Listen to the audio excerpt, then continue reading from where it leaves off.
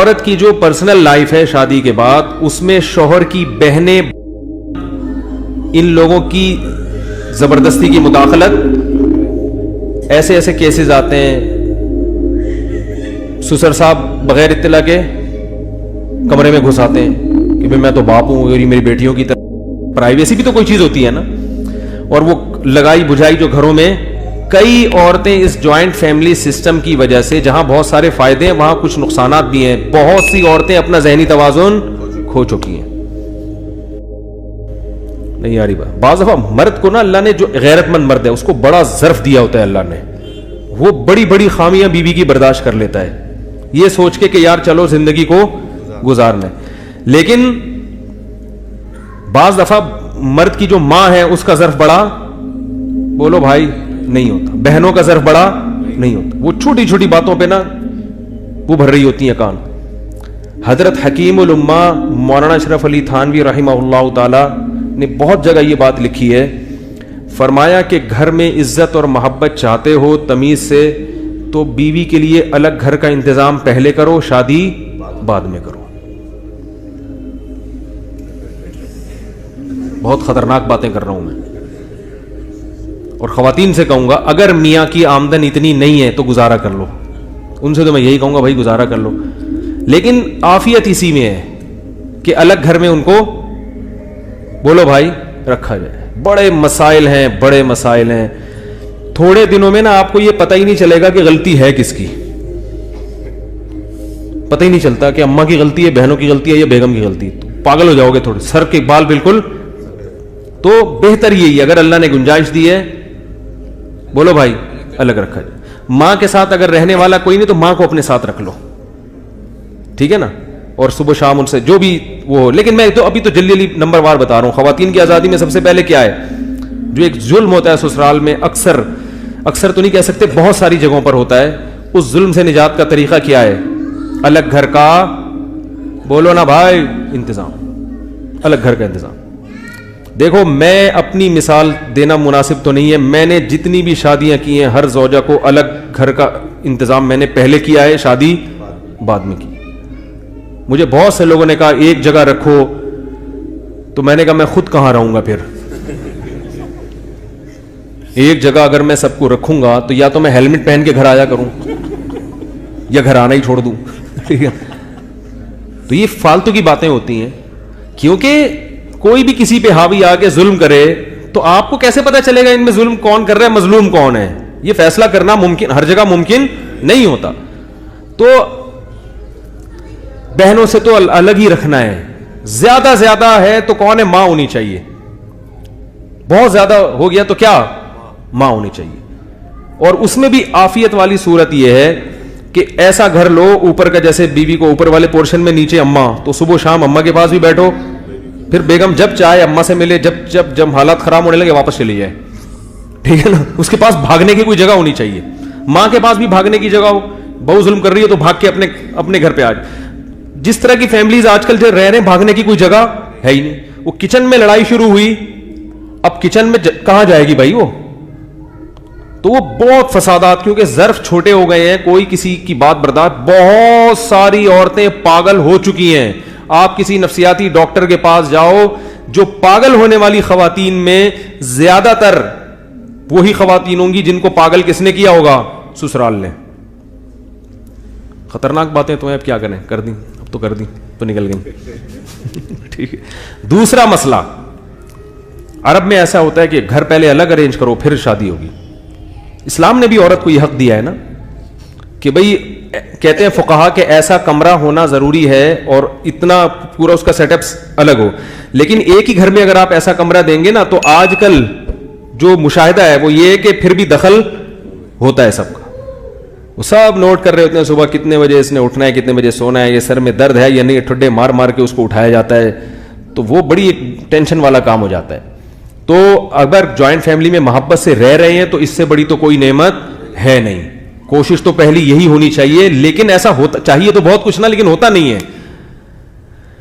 بھائی اگر دونوں محبت سے رہ لیں, اماں ابا صاحب جوائنٹ, بچے بڑے آرام سے پل جاتے ہیں, ہونا تو یہی چاہیے. اگر کسی گھر میں ہو رہا ہے تو اسی کو فوکس کریں. وہ ایسے گھر بھی ہیں جوائنٹ فیملی بڑی محبت سے رہ رہے ہیں, ان میں اللہ کا واسطہ الگ ہونے کی کوشش نہ کریں, اس سے بڑا نقصان ہوتا ہے. لیکن اگر نہیں رہ رہے محبت سے تو وہ الگ ہونے کا جو نقصان ہے وہ کم ہے, ساتھ رہنے کا نقصان زیادہ ہے. بات آ رہی ہے سمجھ میں؟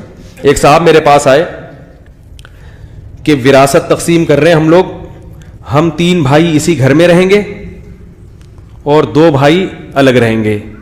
میں نے کہا مجھ سے مشورہ لو, آپ 3 بھائی ایک گھر میں اکٹھے مت رہو, ایک کو دے دو, باقی پیسے لے کے کہیں اور گئے. کہہ رہے نہیں ہم تو بڑی محبت ہے. میں نے کہا اسی وجہ سے ہے کہ اب تک ابا زندہ تھے, ٹھیک ہے نا, اب جب ابا دنیا سے چلے گئے تو اکٹھے رہو گے, شادیاں ہوں گی, بچے ہوں گے, یہ آپس میں محبت ناممکن ہو رہا ہے تو ایک الگ بات ہے.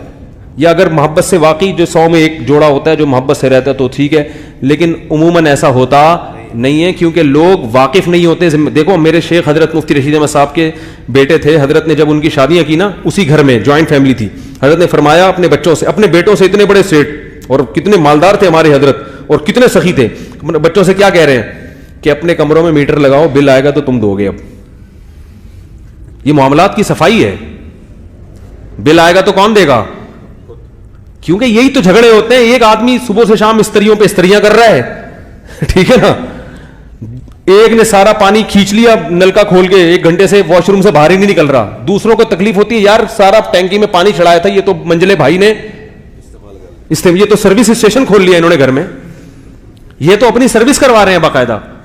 اب آپ اس کو بولو گے یار تم سارا پانی تم نے ٹینکی میں کھینچ لیا, موٹر چل چل کے سارا پانی, ہمارے پاس پانی نہیں بچا, تو وہ کہے گا چھوٹے ہو کے بڑے پر کیا کر رہے ہو, آرڈر چلا رہے ہو. وہ نصیحت تھوڑی مانے گا. تو پھر اتنا ظرف ہی نہیں ہے کہ کس کے حقوق کیا ہیں. ایک صاحب نے ایسے ہی ٹینکی بنوائی اور وال لگا لیا اپنے, وہ جب چاہیں پورے بھائیوں کا وال بند کر دے اور جب چاہیں اس پہ پھٹا ہو گیا ان کے یہاں کہ یار ہمیں بھی پانی چاہیے ہوتا ہے تو تم سے ہم گزارش کرتے ہیں, وال کھلے گا تو پانی آئے گا. تو چونکہ ظرف ہی نہیں ہے, لوگوں کو پتہ ہی نہیں ہے دوسرے کے حقوق کیا ہیں, ایک بھیڑ چال چل رہی ہے, تو وہ پھر آپس میں نتیجہ کیا نکلتا ہے. تو اس لیے تمیز سے آج کل کا جو اصول ہے وہ یہی ہے کہ بھائی بالکل تمیز سے الگ. اور بیٹا بالغ ہو جائے اس کو بولے بیٹا بہو آئے گی اس گھر میں نہیں, وہ پڑوس میں ایک گھر دیکھا ہے کرائے پہ تیرے لیے, وہاں جا چابش, مجھے پتا ہے بہو آئے گی تو میری بیوی سے لڑے گی, وہ میں تو برداشت کر لوں گا. بعض دفعہ سسر بھی لڑ رہا ہوتا ہے. تو اس لیے عقل مندی کی بات یہ, مولوی تھانوی فرماتے ہیں ہماری جب ابا نے شادی کی, ابا نے بولا گھر الگ, وہیں آ جایا کریں گے بہو سے ملنے کے لیے, تم لوگ بھی آ جایا کرنا اچھے بچوں کی طرح. تو یہ عافیت آج کل اسی میں. دوسرا یہ ہونا چاہیے کہ اندرون سندھ یہ رواج ہے, نابالغ بچیوں کی شادیاں بڈھوں سے کر دی جاتی ہیں زبردستی. یہ قرآن سے شادی کرنی چاہیے, اس کے خلاف آواز اٹھانی چاہیے. جو اس خواتین ڈے میں کسی نے بھی, جتنی لبرل خواتین ہیں ان کا کوئی ایسا بینر ہمیں نظر نہیں آیا کہ اندرون سندھ ان بچیوں پہ ظلم ہو رہا ہے, باپ زبردستی ان کا نکاح کرا دیتا ہے بڈھوں سے پیسوں کی لالچ میں. اس زبردستی کے نکاح پر کیا ہونی چاہیے, پابندی. ایسا کوئی بینر ہم نے ان لبرل لوگوں میں نہیں دیکھا. اسی طرح جو اندرون سندھ قرآن سے شادی کرا دی جاتی ہے, ہم اس کو نہیں مانتے, یہ اسلام کے بھی خلاف اور بین الاقوامی قوانین کے بھی خلاف ہے. لیکن ہم نے کوئی ایسا بینر بولو بھائی نہیں دیکھا. زبردستی کی شادی پہ پابندی ہونی چاہیے. اسی طرح اکٹھی 3 طلاقیں دینا, یہ بھی کیا ہے اسلام میں, بولو نا بھائی, ناجائز ہے. اگر کسی نے اکٹھی 3 طلاقیں دی ہیں تو کچھ معقول عذر پیش کرے. اگر معقول عذر پیش نہیں کرتا تو اس کو کیا ملنی چاہیے. بعض دفعہ جذبات میں مرد دے دیتا ہے, خود بھی پچھتاتا ہے, اس عورت کا بھی بیڑا غرق کر دیتا ہے. تو جب چند ایک کے کوڑے لگیں گے, چترول لگیں گے, تو باقیوں کو کیا ہوگی, بولو نا بھائی, عبرت ہوگی نا. حضرت عمر رضی اللہ تعالیٰ عنہ کے سامنے جب کوئی 3 طلاقیں دے کے آتا تھا تو کوڑے پہلے مارتے تھے, مسئلہ بعد میں بتاتے تھے, اور ایک سر پہ کوڑے مارتے تھے. آپ اندازہ لگاؤ. حضرت مفتی تقی عثمانی صاحب نے بھی ریٹائر جنرل مشرف کو یہ کہا تھا کہ یہ قانون بناؤ, لیکن اس پہ کسی نے کان, بس یہ آزادی ہے کہ چڑیاں پہن کے عورتوں کو ریس کرنے کی اجازت ہونی چاہیے. یہ اس کو عورتوں کے حقوق کہا جاتا ہے. تو یہ حقوق ہیں جن پہ ہاں وراثت ملنی چاہیے لازمی. بہنوں سے معاف کرانا خلاف قانون. اگر کسی نے معاف کرانا ہے تو پوری وراثت ہینڈ اوور کرے, اس کے قبضے میں دے, وہ پورے جتنے پیسے اس کے اکاؤنٹ میں تھے حکومت نگرانی کرے کہ اس کے اکاؤنٹ میں آ گئے کہ نہیں آ گئے. اس کے بعد اگر وہ معاف کرتی ہے تو یہ حکومت کی نگرانی میں بولو نا بھائی ہونا چاہیے, تاکہ پتا چلے کہ اس نے دل کی خوشی سے سگنیچر کیے ہیں یا اوپر سے. جن کی زمینیں ہیں نا وہ تو دیتے ہی نہیں وراثت. بہت سارے علاقوں میں ایسا ہوتا ہے کہ زمیندار لوگ تو دیتے ہی نہیں ہیں. تو یہ ساری چیزیں ان پہ لا کیا ہونا چاہیے, بولو نا بھائی. ہاں, اور اسی طرح شریعت نے بہت سخت ضرورت کے پیش نظر چند کنڈیشن میں مرد کو عورت پہ ہاتھ اٹھانے کی اجازت دی ہے. یہ اسلام کا اصول ہے. قرآن میں اللہ نے بیان کیا وَاهْجُرُوهُنَّ فِي الْمَضَاجِعِ وَاضْرِبُوهُنَّ, ترغیب نہیں دی ہے, اجازت دی ہے, اور اس میں بھی کچھ پابندی لگائی ہے کہ جانوروں کی طرح نہ پیٹے. لیکن چند کنڈیشن میں, صورتوں میں شریعت نے مرد کو عورت پہ ہاتھ اٹھانے کی اجازت بولو بھائی دی ہے. چند کنڈیشن ایسی ہیں جن میں دی ہے. کیوں دی ہے؟ اس لیے کہ جب بھی کوئی ماتحت ہوگا نا, ماتحت ہوگا, کسی کو سربراہ بنایا جائے گا, تو سربراہ کے پاس یہ رائٹ ہمیشہ دیا جاتا ہے کہ اگر کوئی تمہیں فالو نہ کرے تو تمہیں پنشمنٹ کی بھی اجازت ہے. کیونکہ اگر پنشمنٹ کی اجازت نہ ہو تو پھر وہ فالو کیسے کروائے گا؟ نہیں یاری میرا خیال ہے.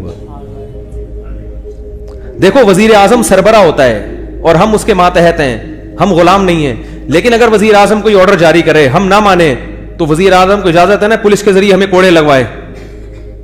بولو نا بھائی. ہم کہیں یہ بنیادی رائٹ کے خلاف ہے.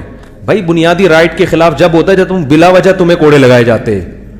اگر تم اس قانون کو فالو نہیں کر رہے جو جائز قانون ہے, جو ملک کو چلانے کے لیے ایک مینجمنٹ نے بنایا ہے, آپ اس کو فالو نہیں کر رہے, تو زبردستی فالو کروانے کا یہی طریقہ ہے کہ تو جیل میں ڈالا جائے گا یا کوڑے مارے جائیں گے یا کوئی سزا دی جائے گی, پنشمنٹ ہوگی.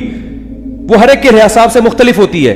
تو جب مرد گھر کا سربراہ ہے, عورت ماتحت ہے, تو مرد کو یہ پرمیشن اللہ نے دی ہے کہ اگر تم کوئی جائز چیز کا مطالبہ کرتے ہو, بلا وجہ نہیں, ذرا ذرا سی بات پہ, یا کوئی جائز چیز ہے, وہ ابھی کیا جائز چیزیں ہو سکتی ہیں وہ میرا موضوع نہیں ہے, تو پھر بھی اگر یہ بات نہیں مانتی تو تمہیں زبردستی اپنی بات منوانے کی پرمیشن اللہ دے رہا ہے. کیونکہ اگر یہ پرمیشن نہ ملے تو پھر وہ سربراہ نہیں ہے, وہ خانسامہ ہے. پھر وہ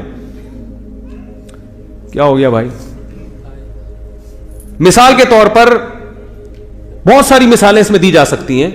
اس کا یہ مطلب نہیں کہ جو بیویوں کو مارتے ہیں وہ جائز کام کر رہے ہیں. اکثر لوگ ناجائز مارتے ہیں, وہ تو اپنی بھڑک ٹھڑک نکال رہے ہوتے ہیں, جاہل جنگلی لوگ ہوتے ہیں.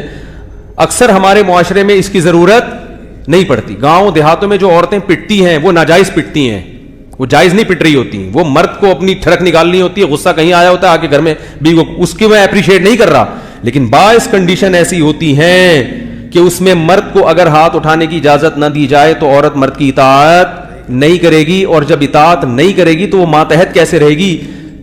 تو اور پھر وہ گھر نہیں چل سکتا, طلاق کی نوبت آئے گی, جس سے فیملی سسٹم کیا ہو جائے گا؟ تباہ.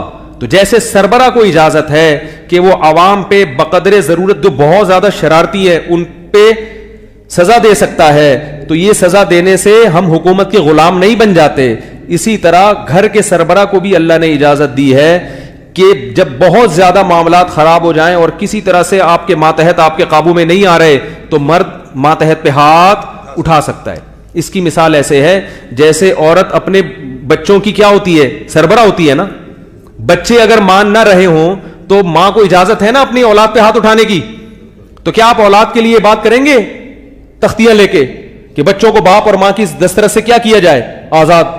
تو باپ اور ماں بولیں گے ہم کیا, ہم یعنی ہمارا کوئی رائٹ ہی نہیں ہے کیا؟